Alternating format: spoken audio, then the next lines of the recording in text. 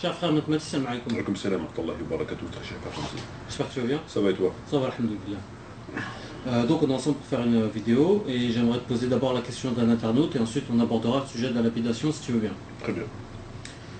Donc je vais te poser la question de Arnaud Tinson qui t'a dit: tu m'as proposé d'envoyer un mail, et bien voici, et merci pour ta réponse.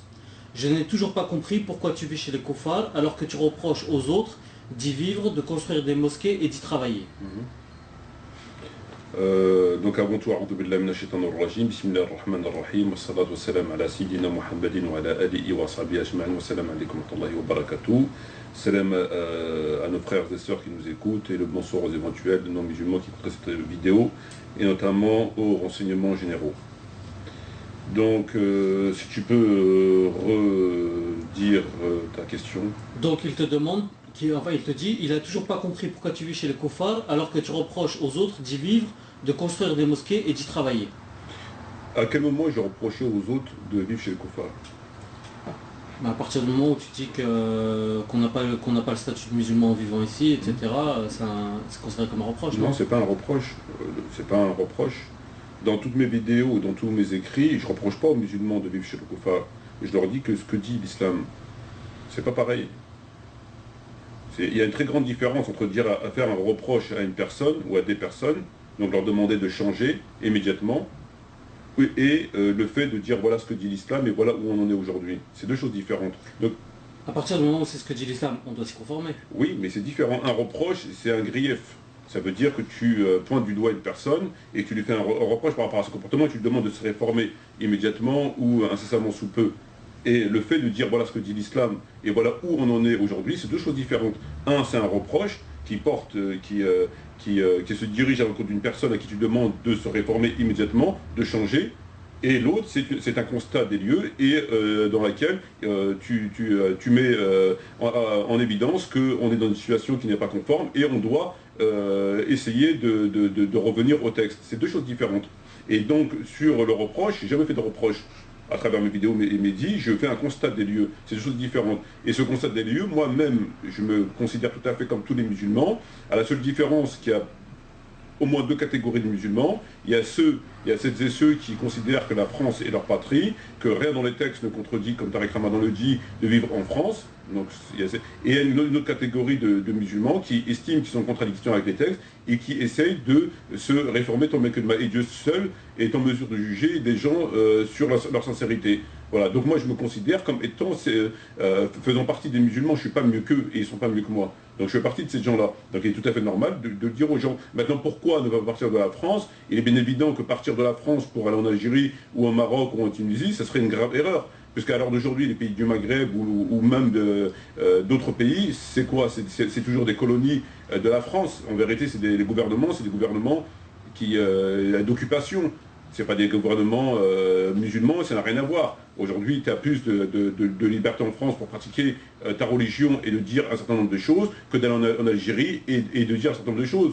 Donc il n'y a aucune différence entre l'Algérie et la France, même s'il y a plus d'apparence islamique en Algérie dans les rues où tu entends Adhan, mais au niveau du gouvernement, c'est deux gouvernements mécréants non musulmans qui n'appliquent pas des lois divines et la sunna du prophète, à la seule différence que dans un pays arabe, en apparence, tu verras plus d'islam, mais à contrario, si tu veux parler de la religion, si tu veux écrire des livres ou si tu veux dénoncer, ben, tu feras pas long feu. Donc il y a du pour et du contre sur certains points, comme il y a du pour et du contre en France, mais tous les deux sont des pays non musulmans. Donc ça serait ridicule, je pense, ou alors si on veut uniquement s'attacher à la forme.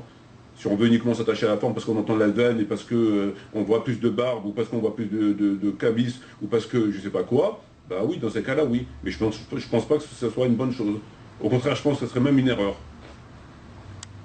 D'ailleurs, tu vois bien quand les gens, quand ils sont arrêtés, il y a beaucoup de gens, des activistes qui ont été arrêtés, incarcérés en France, dès qu'ils ont fini leur peine, on veut les expulser vers l'Algérie, vers le Maroc, la Tunisie. Qu'est-ce qu'ils font ces gens-là? C'est des gens qui sont musulmans, c'est des gens qui ont des activités, même si ça n'a pas toujours été des activités terroristes. Ils refusent systématiquement d'être extradés vers ces pays. Pourquoi? Pour la simple bonne raison qu'ils savent ce qui les attend. Donc il n'y a pas de pays musulman, il n'y a pas de... Et ça, dire ce qu'il y a dans les textes, il faut le dire. Il faut que les gens prennent conscience de ce qu'il y a dans les textes et essayer en même temps de dénoncer ces discours à la Tariq Ramadan, à Delilou Baker et à ces imams-là, qui leur disent qu'il n'y a pas de problème, que rien dans les textes, etc., le discours qu'on connaît. Voilà. Mais dire que j'ai fait un reproche, c'est faux, j'ai jamais fait de reproche. C'est deux choses différentes entre faire un reproche et dire ce que disent les textes, c'est deux choses différentes. Ok. Bon, j'espère que sa réponse va satisfaire Arnaud Tinson. Et je l'espère aussi. Pourtant, ça me semblait clair. Ok. Donc maintenant, j'aimerais qu'on aborde le sujet de la lapidation. Et plus particulièrement le moratoire qu'a demandé Tariq Ramadan en 2005 sur cette peine-là. Oui, je sais pas. Donc je voudrais que tu me dises ce que tu en penses. Qu'est-ce que je pense du moratoire par rapport à la lapidation? Qu'est-ce que je pense du moratoire sur la lapidation? C'est un moratoire qui avait été... En 2005, pour suspendre la peine de la lapidation. Déjà, quelle légitimité il a pour demander ça? Il a absolument déjà dans le premier temps aucune légitimité. Bon, on peut très bien ne pas avoir de légitimité et demander une réparation d'une injustice. Il ne faut pas forcément avoir un titre pour le faire. Donc à ce niveau-là, ça ne cause pas forcément un problème.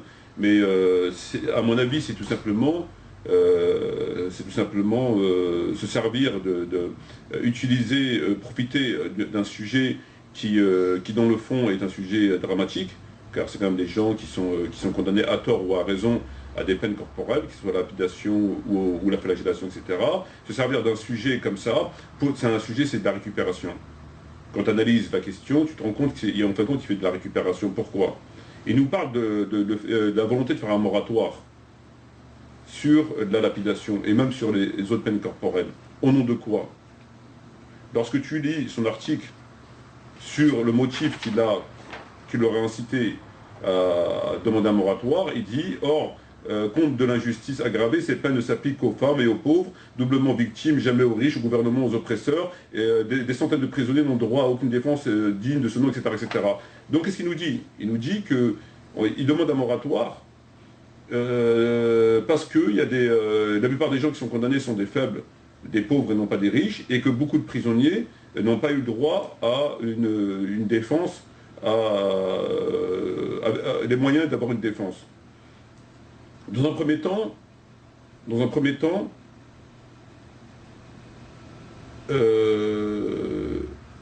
comment il peut se permettre de savoir les gens qui ont une défense, une bonne défense, une mauvaise défense, et qui ont été défendus, et comment est-ce qu'il a accès au dossier? Quel pays applique les peines corporelles? L'Arabie Saoudite, l'Iran et d'autres pays, un ou deux pays en Afrique. Il a été voir dans les tribunaux pour voir si les gens sont vraiment coupables, pas coupables, s'ils ont été défendus efficacement, ou si c'est des riches ou des pauvres. Il a accès au dossier. Jusqu'à preuve du contraire, il n'a pas accès au dossier pour savoir qui a été condamné justement, qui ne l'a pas été. La question du riche ou du pauvre, elle a toujours existé dans toutes les sociétés. En France, ça existe. En France, il n'y a pas les peines corporelles.